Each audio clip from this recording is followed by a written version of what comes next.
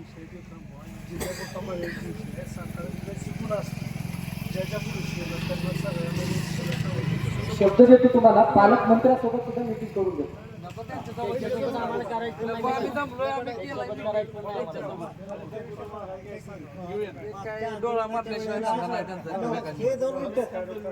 मागच्या आंदोलनाच्या वेळेला धनगर समाजाच्या लोकांच्यावर गुन्हा दाखल केलेले आहेत. त्याला बरेच दिवस झाले, परंतु 10 वर्ष झाली ते अजून कोणी कुठलीही माघार घेतली नाही. त्याच्यासाठी सुद्धा पाठपुरावा झाला पाहिजे. तसं निवेदन तुम्ही आता तयार करून द्या. CMO ला शिक्का मारून उद्या तुम्हाला मी त्याचा रिपोर्ट देतो. हा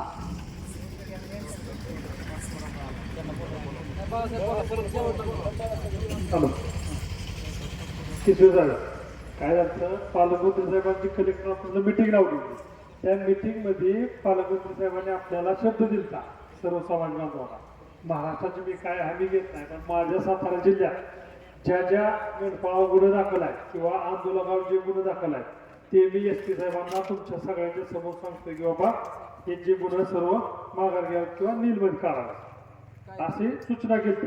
त्या संदर्भात RD साहेबांनी उद्या याला फॉलोअप घ्यावा. SP साहेबांनी आपण बोलावं स्वतः आणि ते गुन्हे काय काय काय आहेत ते बघू.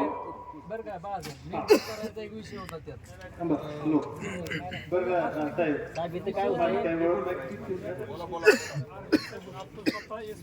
फॉरेस्ट मधल्या जमिनींच्या बाबतीतल्या आपण मागे एक बैठक झाली होती आणि त्या जमिनींबाबत काही तळाचे पट्टे खुले करण्याबाबतचा विषय झाला होता आणि त्या संदर्भातली बैठक मध्यंतरी फॉरेस्टने त्याबाबतचे पट्टे आयडेंटिफाय केलेले आहेत. आपल्या सगळ्यांना माहिती असावी. तालुकानिहाय पट्टे आयडेंटिफाय केलेले आहेत आणि ते निश्चिती करून आता ते पब्लिश पण होतील. आपल्याला काय ते माहिती तात्काळही देता येईल. उद्या आपल्याला ती माहिती उपलब्ध करून देता येईल. म्हणजे चराई पट्टे जे आपल्या मागं पालकमंत्री साहेबांच्या बैठकीत झाला होता